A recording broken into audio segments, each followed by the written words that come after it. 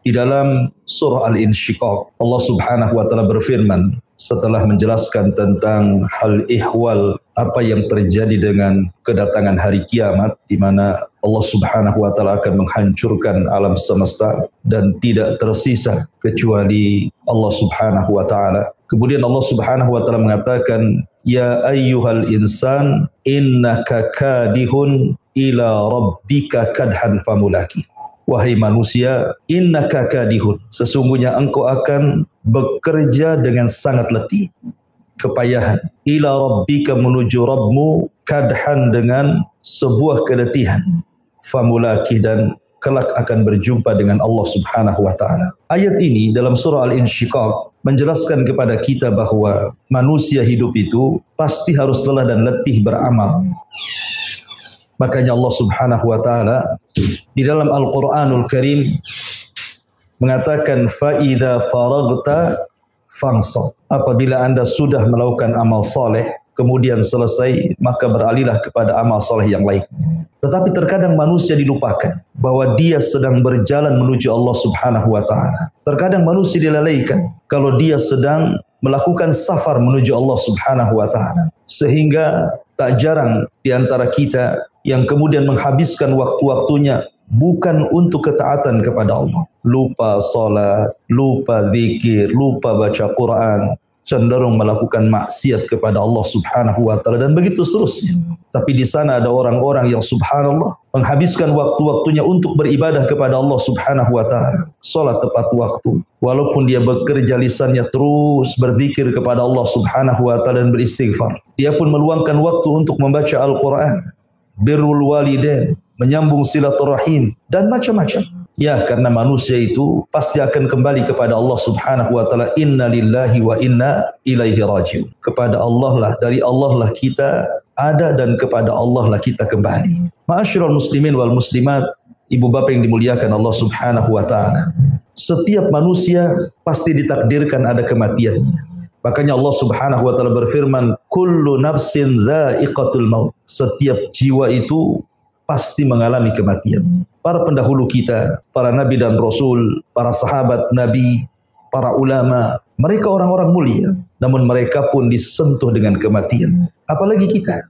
Nabi SAW sampai membatasi umur umat Islam itu, kata Nabi SAW, a'maru ummati baina sittina wa sab'in, bahwa usia umatku ini, kata Rasul, hanya sekitar 60 sampai 70 tahun saja, dan sedikit yang melewati itu. Artinya setiap kita pasti akan mengalami kematian, dan setiap orang yang mengalami kematian pasti berjumpa dengan Allah Subhanahu wa taala. Ada yang berjumpa dengan Allah Subhanahu wa taala dan Allah pun senang dengan kita. Tetapi ada orang-orang yang berjumpa dengan Allah dan Allah murka kepada kita, na'udzubillah. Nabi SAW sampai mengatakan, man ahabba liqa Allah ahabballahu liqa'ah, wa man kariha liqa Allah karihallahu liqa'ah. Barang siapa yang senang, bahagia, hendak berjumpa dengan Allah Subhanahu wa taala, maka Allah Subhanahu wa taala akan senang dan bahagia berjumpa dengan kita.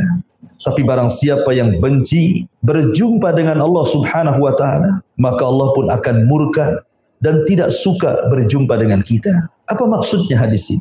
Para ulama mencontohkan, kalau seandainya kita selama hidup di dunia ini betul-betul menginvestasikan semua amalan saleh kita untuk akhirat kita, seperti seseorang memiliki rizki yang Allah anugerahkan kepadanya. Dengan rizki itu dia bangun istana di sorga, seperti membangun masjid, membangun sarana-sarana dakwah, atau dia beramal saleh. Seperti sabda Nabi SAW, siapa yang membaca qul huwallahu ahad Allahus samad lam yalid walam yulad walam yakul lahu kufuwan ahad 10 kali dalam sehari semalam, maka Allah bangunkan satu istana di sorga. Atau Nabi mengatakan, man qala subhanallah wa bihamdihi ghurisat lahu nakhlatun fil jannah. Siapa yang senantiasa membaca subhanallah wa bihamdihi, maka Allah akan tanamkan satu pokok kurma di sorga. Dengan kata lain, dia di dunia berusaha untuk membangun istananya di sorga. Tentu orang-orang yang seperti ini, di mana rizki yang Allah anugerahkan kepadanya, dia gunakan untuk investasi akhirat, dan amal solehnya juga demikian. Maka orang-orang yang seperti ini ketika meninggal dunia, sakaratul maut, maka dia ingin cepat berjumpa dengan Allah. Karena dia ingin cepat masuk ke istananya di sorga, masuk ke taman-tamannya di sorga, masuk ke keindahan di sorga dan nikmat Allah yang tiada tara di sorga. Tapi sebaliknya, orang yang hartanya diinvestasikan di dunia, dia tidak sayang dengan fuqara wal masakin. Dia tidak sayang dengan anak-anak yatim. Dia tidak sayang dengan orang-orang yang tidak mampu. Dia tidak pernah menyumbang pembangunan masjid, pembangunan madrasah. Dia tidak pernah berzikir. Dia tidak pernah baca Quran. Hidupnya bergelimang dengan kemaksiatan. Hanya berpoya-poya membangun istananya di dunia. Maka orang yang seperti ini akan sulit untuk berjumpa dengan Allah. Orang seperti ini akan benci berjumpa dengan Allah. Karena dia harus meninggalkan rumahnya. Dia harus meninggalkan kebunnya. Dia harus meninggalkan ATM-nya. Dia harus meninggalkan kekayaannya. Sehingga ketika dia tidak mau berjumpa dengan Allah, Allah pun murka kepada dia. Ma'asyiral muslimin wal muslimat rahimani wa rahimakumullah. Sehingga ketika Allah katakan, ya ayyuhal insan innaka kadihun ila rabbika kadhan famulaki, bahwa setiap manusia pasti berjumpa dengan Allah. Perjumpaan kita dengan Allah itu ada di 4 tempat. 2 di dunia dan 2 di akhirat. Siapa yang sering berjumpa Allah di dunia, maka dia akan sering berjumpa dengan Allah di akhirat. Siapa yang tidak sering berjumpa dengan Allah di dunia, maka jangan harap dia bisa berjumpa Allah di akhirat. Pertama, perjumpaan kita dengan Allah di dunia saat kita sholat. Itulah kita sedang bermunajat dengan Allah. Itulah kita sedang berjumpa dengan Allah subhanahu wa ta'ala. Makanya kalau anda melaksanakan sholat, kemudian dalam sholat anda membaca suratul Fatihah, ketahuilah bahwa surah Al-Fatihah yang kita baca itu ada jawabannya. Dan Allah yang menjawabnya. Apabila anda membaca di dalam sholat anda, Alhamdulillahi Rabbil Alamin, maka Allah subhanahu wa ta'ala akan jawab, Hamidani abdi, hambaku sedang memujiku. Apabila anda membaca Bismillahirrahmanirrahim, Alhamdulillahi Rabbil Alamin, Ar-Rahmanirrahim, maka Allah katakan, Athna alayya abdi, hambaku sedang mengagungkan diriku. Dan apabila anda katakan Maliki Yaumiddin, maka Allah subhanahu wa ta'ala akan menjawab, Majadani abdi, hambaku sedang membesarkan diriku, dan begitu seterusnya. Dan di dalam salat, dalam kondisi yang paling dekat kita dengan Allah adalah saat kita sujud. Karena sujud itu perendahan diri yang luar biasa antara kita kepada Khaliqnya. Makanya karena salat adalah munajatnya kita dengan Allah, kita sedang berjumpa dengan Allah subhanahu wa ta'ala. Maka jangan pernah tinggalkan salat, terutama salat wajib. Kalau bisa kita tambah dengan salat-salat sunnah. Sampai-sampai Nabi SAW mengatakan, waju'ilat qurratu ainin li fis salati, dan Allah jadikan penyejuk mata untukku adalah salatku. Bahkan dia mengatakan kepada Bilal, ya Bilal arihna bis shalah, wahai Bilal, marilah kita istirahat dengan Allah, marilah kita beristirahat dalam salat supaya kita bisa berjumpa dengan Allah subhanahu wa ta'ala. Jadi salat itu adalah perjumpaan kita di dunia. Maka siapa yang banyak melaksanakan salat, baik wajibnya atau yang sunnahnya, maka dia akan banyak berjumpa dengan Allah di akhirat. Maka jangan pernah tinggalkan salat.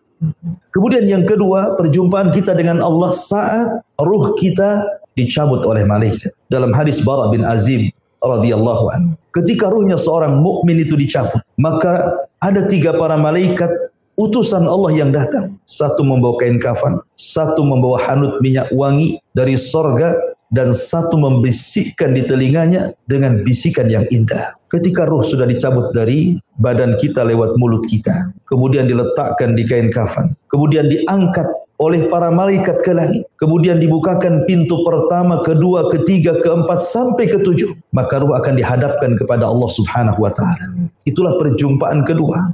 Ruh ini akan dihadapkan ke hadapan Allah dengan catatan yang mengikutinya. Maka Allah subhanahu wa ta'ala katakan, angkat catatannya, letakkan di tempat yang paling tinggi di sorga, dan kembalikan ruhnya ke dalam jasadnya. Maka ruh itu setelah berjumpa dengan Allah, kemudian dikembalikan ke dalam jasadnya.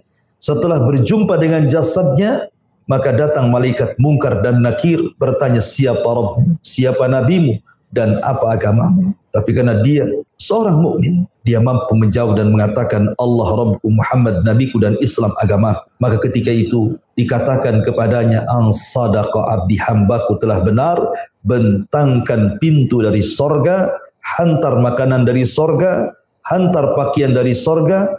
Kemudian datang orang yang indah, yang tampan, kemudian bercerita sampai akhirnya menjadi temannya di kuburannya dan tidak sadar kiamat sudah dibangkitkan. Ini yang kedua. Yang ketiga, perjumpaan kita dengan Allah Subhanahu wa taala saat kita berada di padang mahsyar. Saat kita berada di padang mahsyar, maka Allah Subhanahu wa taala firmankan wa jaa'a rabbuka wal malaku saffan saffa. Dan Rabb akan datang di hadapan halayak makhluknya sementara malaikat akan bersaf-saf berbaris-baris. Kemudian Allah Subhanahu wa taala akan datangkan jahannam. Waji'a bi jahannam. Maka jahannam kemudian akan didatangkan.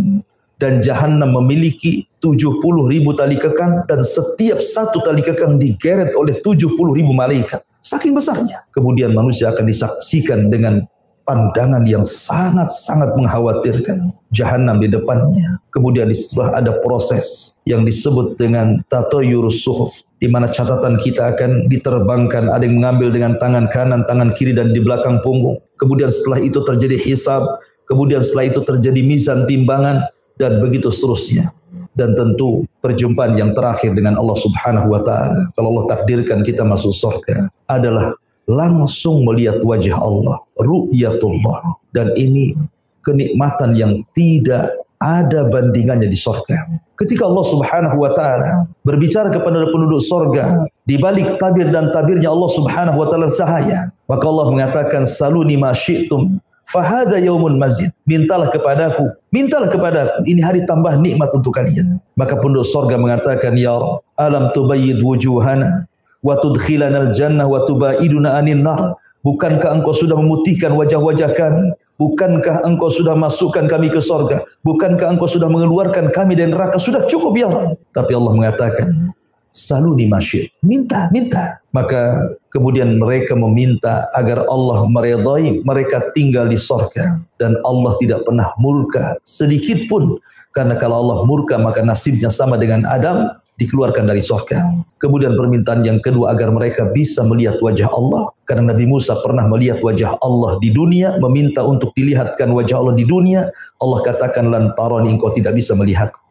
Akhirnya kemudian Allah singkap tabirnya dan tabir Allah cahaya. Tiba-tiba semua penduduk surga melihat Allah Subhanahu wa taala. Mereka mengatakan, demi Allah, tidak ada kenikmatan yang lebih besar dibandingkan ru'yatullah, melihatnya kita kepada Allah Subhanahu wa taala. Maka barang siapa yang selalu berjumpa dalam salat di dunia, maka di akhirat kelak di surga kita paling sering berjumpa dan melihat wajah Allah Subhanahu wa taala. Ma'asyiral muslimin wal muslimat, ibu-ibu yang dirahmati Allah Subhanahu wa taala dan juga bapak-bapak yang dimuliakan Allah Subhanahu wa taala. Ini penafsiran yang pertama dari kalimat al-mulaki, famulaki, bahwa kita akan berjumpa dengan Allah. Tapi ada sebagian para ulama mengatakan bahwa kalimat famulaki, bahwa kita akan berjumpa dengan amalan kita. Perjumpaan kita dengan amalan kita itu bisa terjadi di dunia dan juga akan terjadi di akhirat.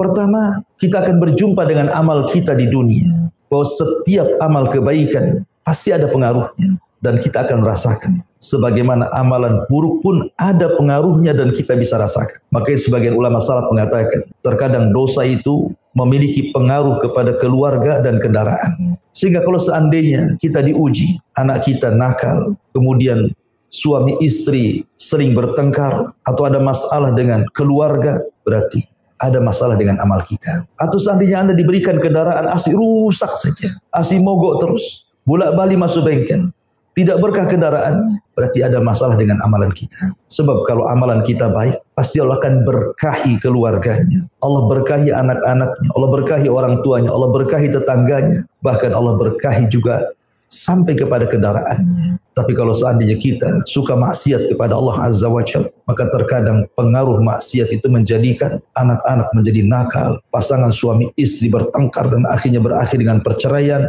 bermasalah, bertengkar selalu dengan tetangganya, kendaraan asik bolak-balik mogok dan rusak dan begitu seterusnya. Karena amalan itu bisa kita rasakan ada di dunia hasilnya. Dan Anda bisa coba Anda 1 bulan ini betul-betul tutup keran maksiat, buka keran ibadah, buka keran amal saleh, maka Anda akan merasakan kelezatan hidup di dunia ini. Tapi kalau sebaliknya, Anda buka keran maksiat dalam 1 bulan, maka kehidupan Anda tidak akan pernah tenang. Saya garanti tidak akan pernah tenang, karena maksiat itu membawa pengaruh keburukan.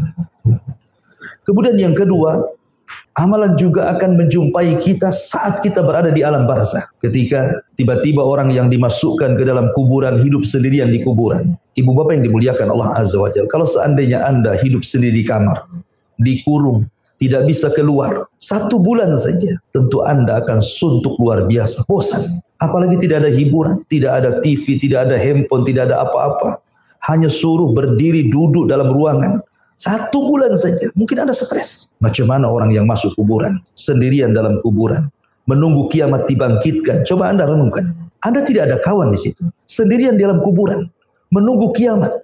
Sementara orang yang meninggal sejak zaman Adam sampai hari ini, kiamat tidak dikiamat-kiamatkan. Atau dari zaman Nabi SAW meninggal sampai hari ini, kiamat pun tidak kunjung datang. Berapa lama dia harus tinggal di kuburan? Tetapi bagi orang-orang yang beriman, tiba-tiba datang seorang yang tampan, seseorang yang wangi, seseorang yang menyenangkan, seseorang yang ganteng, mengasihkan.